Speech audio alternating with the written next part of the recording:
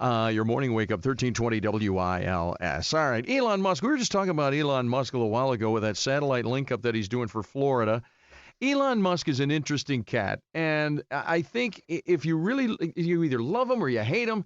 I've talked to both types of folks. I kind of dig him just because he seems to be very hands-on. Joining us now is he's actually the policy director at a place called Satoshi Action Fund. We'll find out later what that is. He's also contributes to Young Voices. And let's find out a little what Elon Musk is doing with Twitter. Is he? I think he's buying it now, right? Let's welcome Eric Peterson. Eric, it's nice to have you on. Your morning wake up. Howdy. Hey, thank you so much for having me. So yeah, is this a go now for sure? There's no backing out now, the Twitter buy, is there, or is there? Yeah, I mean, of course, you never want to make 100% predictions with Elon Musk, but I think the way that the courts have ruled and the way that things are looking in courts when it comes to discovery, his backup fee, and the agreement that he made with Twitter in the first place, that Elon Musk should be buying Twitter fairly shortly. When exactly, he signs on the dotted line and it moves over to him, I think is still open for debate. But I would expect by the end of the year that Twitter will be in the hands of Elon Musk, and it will certainly be an interesting time for the platform. Yeah. Now, his original idea here and reasoning, correct me if I'm wrong, for buying it, seems like, if I remember right, he wanted to get more clarity, more transparency, as to use a buzzword there, freedom of speech kind of thing, no censorship. Is that still the case, or is he going to make big changes? Yeah, I mean, I think he has to make big changes. Twitter as a platform isn't doing particularly well. They saw a gigantic stock increase after Elon bought them up to the price that he was going to buy them. They're losing users, and they've always had a really hard time monetizing those users. So I think Elon might do a variety of things to change up the platform, whether or not that's changing content moderation and allowing people like former President Trump back on the platform, or changing about how they make money off of their customers, because right now they're just selling ads like Meta, and that's never been a very effective way for Twitter to make money. Yeah, and honestly, I don't know, would Donald Trump come back onto Twitter? I think probably, but he's got his own thing, that Truth Social, which I'll admit, yeah, I have it, I'm on it, but I never check it. I get updates. How is Truth Social? Do you know, how's that going? Yeah, Truth Social has had a lot of problems getting off the ground. They were trying to take it public via a SPAC, and that had some problems as well. I think a lot of the problems with a lot of the Twitter competitor social media sites is that they're essentially Twitter with less content moderation. And I think for a lot of folks who go to those websites that want less content moderation, that's not where the majority of Americans want to be. So there's certainly some room to be made, or some improvements to be made on Twitter with how they ban people or how they get rid of certain types of content. But I don't think enough to move a large portion of people off the platform. My mind, well, this is why I'm not Elon Musk. My brain would explode if I had to deal with, and I know he has people for this, but he seems to be a very hands-on guy. The moderation of the platform is just insane.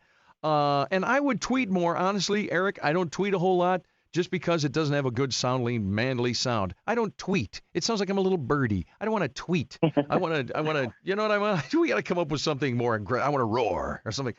Eric Peterson's with us, policy director over Satoshi Action Fund. So when does all this come down? When does this actually, do they give Elon Musk the keys to the Twitter building, so to speak?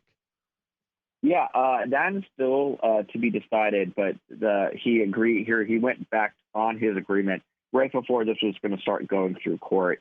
I think Elon pays a lot of attention to his public relations and the discovery that was happening to him. A lot of text messages and emails coming out. I think we're not making him look pretty good. So I think he is in pretty good shape to try to get this done as quickly as possible, especially before he loses any more value out of his Tesla shares, which is what he is using to, of course, fund this purchase. Yeah. So because those of us who just, pay the bills every day and stuff, big deals like this are always a mystery, at least to me. Of course, my wife does all of our books, so what do I know? But it's not like a big giant truck full of gold doubloons backs up at the Twitter place and he says, "Hi, this is from Elon Musk. Here's, however many. What is it at now? How many? It's per share, not how many billions he's paying for it, isn't it?" It's 54.20 per share, which again shows a little bit of Elon Musk humor. Okay, why?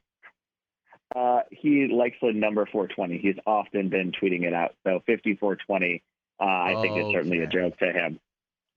I gotcha. Well, see, and again, that's another reason I like the guy. I mean, if you're going to do something this big and you put in a little humor in it, don't you appreciate that? You got it. Yeah, I mean, right. It certainly keeps things interesting. Yeah.